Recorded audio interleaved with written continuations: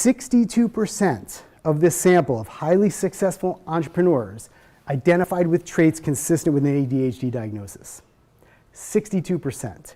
That's amazing, especially when you consider that only 12% of the youth population in the United States has a formal diagnosis, and experts think that that is even out of control. So 62% is amazing. So then we started to look at other general measures of entrepreneurship and how they relate with ADHD. And we looked at how entrepreneurial the firms are that are led by these entrepreneurs. We call this entrepreneurial orientation.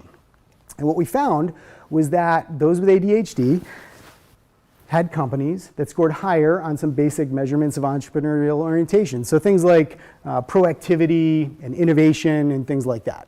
The next thing we looked at were specific traits consistent with ADHD diagnoses and how that played out in terms of entrepreneurship. And this was also pretty interesting. What we found was that those with ADHD scored much higher on impulsivity ratings than those without ADHD. So things like sensation seeking, sense of urgency, or lack of premeditation, or in other words, not having to think too much before you act. Now you can imagine how these traits could definitely have negative consequences, right? But hopefully by now you could imagine how these same traits could be advantageous in the context of entrepreneurship.